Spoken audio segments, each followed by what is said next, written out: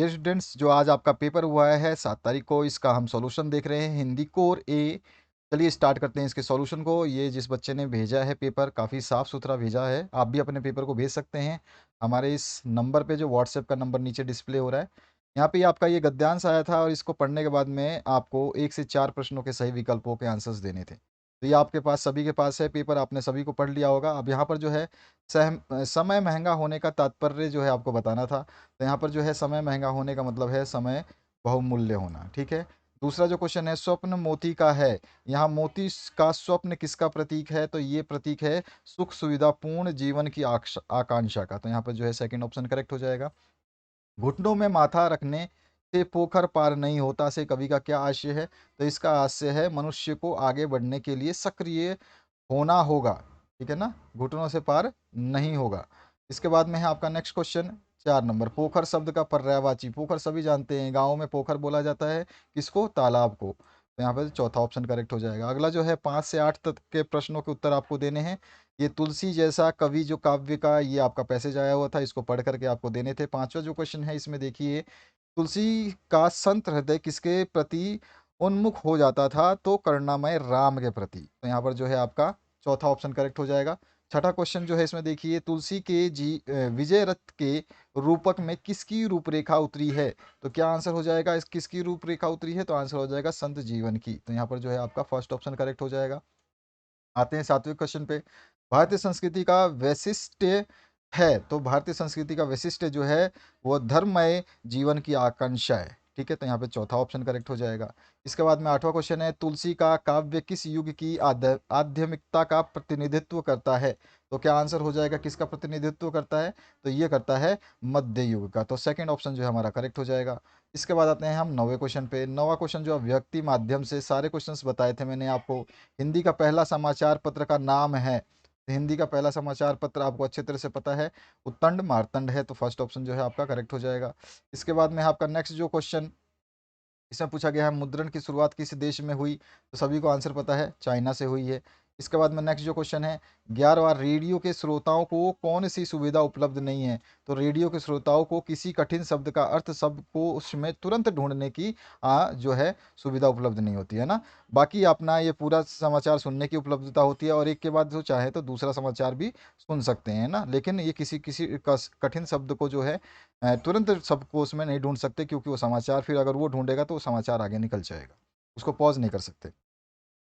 आधुनिक संचार माध्यमों में सबसे पुराना माध्यम क्या है? सभी को अच्छी तरह से पता है, समाचार पत्र जो है सबसे पुराने माध्यमों में है। इसके बाद है आपका लोकतंत्र का चौथा स्तंभ किसे कहा जाता है? ये भी क्वेश्चन हमने किया था, मीडिया को जो है इसका चौथा स्तंभ कहा जाता है। उसके बाद में है आपका नेक्स्ट जो क्वेश्चन, पत्रकारिता की भाषा में आमुख को अन्य किस नाम से भी जाना जाता है?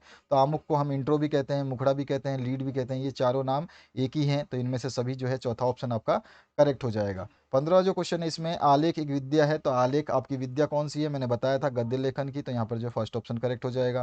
16 नंबर क्वेश्चन है, प्रतिवेदन अंग्रेजी के किस शब्द का हिंदी रूपांतरण है? ये भी क्वेश्चन मैंने आपको कराया है, ये रिपोर्ट का जो है हिंदी रूपांतरण है। इसके बाद में है, संचार का सबसे नवीन और लोकप्रिय माध्यम कौन सा है? सभी को अच्छी तरह से पता है, इंटरनेट है जो है आपसे सबसे ज़्यादा लोकप्रिय और नवीन माध्यम है। संचार प्रक्रिया में आने वाली बाधाओं को क्या कहा जाता है? तो उन बाधाओं को हम शोर कहते हैं। तो यहाँ पे आपका थर्ड ऑप्शन जो है करेक्ट हो जाएगा। उसके बाद में आते हैं नेक्स्ट पाठ्य पुस्तक से जो प्रश्न 19 से 22 तक के आपको देने हैं। तो टोपी पहिरे माला फिरे छाप तिलक अनुमाना, साखी शब्द ही गावत भूले आत्म खबरी न जाना। तो यहाँ पे बोल रहे हैं कि टोपी पहन करके, माला फेर करके और तिलक का छाप लगा करके जो है ये केवल अनुमान लगा रहे हैं। और ये जो है साखी शब्द गावत भूले, यानी साखी शब्द को ये गाना भूल चुके हैं, ठीक है। साखी शब्द गावत भूले और आत्म खबरी न जाना, और अपने अंतर का जो अंदर की जो खबर है, जिसको हम बोलते हैं अपने आत्मा की जो खबर है, आत्मा को पहचाना नहीं, ये है इसका लाइन का हास्य। और 19 है, प्रस्तुत काव्यांश के रचयिता कौन है? तो आपको अच्छी तरह से पता है, कबीरदास हैं। इसके बाद में आत्म खबरी का अर्थ है, तो अभी अभी मैंने बताया, आत्म जो है ज्ञान है ना, अपने अंदर का ज्ञान जो है नहीं पहचाना।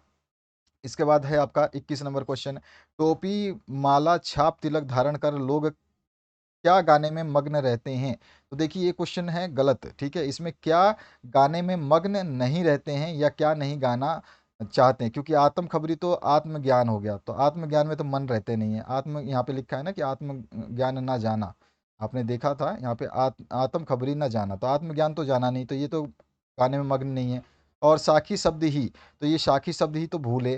देखो साखी शब्द गावत भूले, अब ये गा नहीं रहे हैं, ये तो गावत भूले हैं। अब क्या बचा आपके पास? दो ऑप्शन, साखी साखी और है आपका गीत। तो इन दोनों ऑप्शन में से आपका एक ऑप्शन होगा, लेकिन क्लियर नहीं है क्योंकि ये प्रश्न डाउटफुल है। ठीक है, तो 21 नंबर का आंसर आपके ऊपर छोड़ रहा हूँ मैं। अगला जो क्वेश्चन है, अगर आप चाहें तो 21 नंबर का आंसर अगर आपको सही लगता है तो वो आप कमेंट कर सकते हैं। ध्यान रखना, पहले समझ लेना कि ये दो ऑप्शंस नहीं हैं। ठीक है ना, क्योंकि ये ऑप्शंस इसलिए नहीं है कि आत्म खबरी आत्म ज्ञान होता है, आत्मज्ञान तो कोई गाना नहीं गा रहे हैं क्योंकि वो भूले हैं, आत्मज्ञान भूले हैं। और साकी साकी शब्द जो है उसको भी उन्होंने त्याग कर दिया, गाना उन्होंने छोड़ दिया है। यहाँ पर लिखा हुआ है, अगर आप पैसेज को पढ़ते हैं तो गावत भूले देखो, और आत्म खबरी ना जाना, तो ये दोनों चीज़ तो कर ही नहीं रहे हैं। तो यहाँ पे गाने की पूछ रहा है कि गाने में मग्न रहते हैं, क्या गाने में मग्न रहते हैं, तो यहाँ पर थोड़ा सा मिस्टेक है।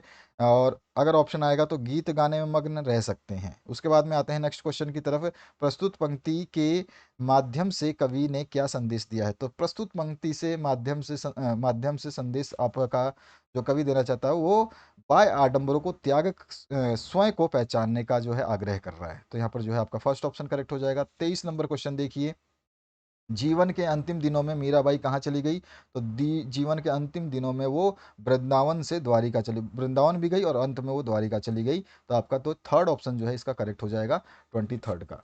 अब आते हैं हमारे नेक्स्ट क्वेश्चन की तरफ। नेक्स्ट जो क्वेश्चन है उसको देखिए, मीराबाई ने अपना पति किसे स्वीकार किया? तो सभी को पता है, इसका आंसर सभी ने दिया होगा, कृष्ण। तो यहाँ पे सेकंड ऑप्शन जो है करेक्ट हो जाएगा। अगला जो 25वां क्वेश्चन इसमें देखिए, वे आंखें कविता में किसकी विरोधाभासी अवधारणाओं पर करारा प्रहार किया गया है? तो विकास की जो विरोधाभासी अवधारणा है उसके ऊपर करारा प्रहार किया गया है। इसके बाद आती है 26 नंबर, किसान की आंखों का तारा कौन था? तो उसका इकलौता पुत्र था जिसकी उन्होंने मृत्यु कर दी थी पीट पीट करके। और उसके बाद में है आपका क्वेश्चन नंबर 27, घर की याद कविता के अनुसार कवि भवानी प्रसाद मिश्र के कितने भाई और बहन हैं? तो उसके 4 भाई और 4 बहन थे। यहाँ पर आपका थर्ड ऑप्शन जो है करेक्ट हो जाएगा। अगला जो क्वेश्चन है आप देखिए, 28 नंबर, 28 है आपका। यहाँ पे एक 28 से 31 तक के इस पथेर पंचाली फिल्म का जो आपका चैप्टर है इसको आपको पढ़ के आंसर देने थे। अगर आपको याद होगा तो यहाँ पे हम आंसर देखते हैं। प्रस्तुत गद्यांश के लेखक आपको बताना है, तो इसके लेखक जो है सत्यजीत राय हैं, आपको अच्छी तरह से पता है। इसके बाद आते हैं हम 29 नंबर क्वेश्चन पे, प्रस्तुत गद्यांश में जिस फिल्म की चर्चा की गई है उसकी शूटिंग कितने वर्षों तक चली? तो पाठ जैसे ही आप स्टार्ट करते हो तो उसमें लिखा है 2.5 वर्षों तक उसकी शूटिंग चली। अगला जो क्वेश्चन है आपका 30 नंबर, इसमें है फिल्म की शूटिंग में 3 अलग अलग रेलगाड़ियों के इस्तेमाल का क्या कारण था? तो फिल्म में चलती हुई रेलगाड़ी के शॉट्स जो है अधिक थे, इस वजह से 3 रेलगाड़ियों का उपयोग किया गया था। हालांकि किसी दर्शक ने नहीं पहचाना कि वो तीनों रेलगाड़ियां अलग अलग नहीं है बल्कि एक ही है, सब सोच रहे थे कि एक ही रेलगाड़ी है, लेकिन वहाँ पे यूज 3 किए गए थे। तत्कालीन दौर में रेलगाड़ियों में कौन सा ईंधन का इस्तेमाल होता था? तो उस समय हमारा जो है कोयला इस्तेमाल होता था, और कोयला से वाष्प वाष्प बन करके जो आपकी चलती थी। उस समय डीजल और बिजली की जो है बहुत प्रॉब्लम थी, या फिर कह सकते हैं हर जगह उपलब्ध नहीं था। नमक का दरोगा कहानी का नायक जो है वो आपको बताना है। तो नमक के दरोगा के कहानी के नायक मुंशी बंशीधर थे। तो फर्स्ट ऑप्शन जो है आपका करेक्ट हो जाएगा। इसके बाद है 33 नंबर क्वेश्चन, पंडित अलोपीदीन के सर्वाधिक प्रतिष्ठित जमींदार थे? तो कहाँ के जमींदार थे? तो ये दातागंज के थे। तो थर्ड ऑप्शन जो है आपका करेक्ट हो जाएगा। इसके बाद आते हैं 34 नंबर क्वेश्चन पे। 34 में है मियाँ नसरुद्दीन किस विद्या की रचना है? तो ये है स्मरण विद्या की रचना। तो यहाँ पे चौथा जो ऑप्शन है आपका करेक्ट हो जाएगा। इसके बाद आते हैं हम नेक्स्ट क्वेश्चन पे। नेक्स्ट क्वेश्चन जो है, मियाँ नसरुद्दीन नाना भाइयों के क्या माने जाते थे? तो वो मसीहा माने जाते थे। सारे क्वेश्चंस मैंने कराए हैं अगर आपने पढ़ा होगा तो। इसके बाद में है मियाँ नसरुद्दीन किसे निठल्ला समझते थे? तो वो अखबार बेचने वालों और अखबार पढ़ने वाले दोनों को ही निठल्ला समझते थे। तो एक और दो दोनों हो जाएगा, थर्ड ऑप्शन करेक्ट। इसके बाद 37 नंबर जो क्वेश्चन है, राजस्थान की रजत बूंदे के रचनाकार हैं, तो वो कौन है? तो आंसर हो जाएगा हमारा अनुपम मिश्र। उसके बाद में है आपका, राजस्थान की रजत बूंदे लेख के अनुसार धरातल के नीचे उतरा और पाताल में ना मिलने वाला बीच का जो पानी है उसको हम क्या कहते हैं? तो रेजानी पानी कहते हैं, रेजानी पानी कहते हैं। तो थर्ड ऑप्शन इसमें आपका करेक्ट हो जाएगा। आपका 39 नंबर जो क्वेश्चन है, राजस्थान में कुएं खोदने वाले को क्या कहते हैं? तो उसको हम क्या कहते हैं? तो आंसर हो जाएगा चेजारो कहते हैं। तो चेजारा आपका आंसर हो जाएगा, चेजारो भी कहते हैं इसको। ठीक है, यहाँ पर थोड़ा सा मिस्टेक भी है 39 और 40 दोनों क्वेश्चन में ही। और कुएं की रस्सी को से बांधने की क्रिया को क्या कहते हैं? तो उसको चिनाई कहते हैं, लेकिन यहाँ पर भी स्पेलिंग मिस्टेक है, बाकी सेकंड ऑप्शन करेक्ट होगा। तो इस तरह से आपने 40 प्रश्नों के उत्तर देखे। प्लेलिस्ट आपके सामने आ रही है, अपना क्वेश्चन पेपर आप भेज सकते हैं इसी नंबर पे, इसी तरह से पीडीएफ बना के बिल्कुल साफ साफ सुंदर सुंदर, तो आपका सॉल्यूशन जो है अपलोड कर दिया जाएगा। Thank you very much, have a good day.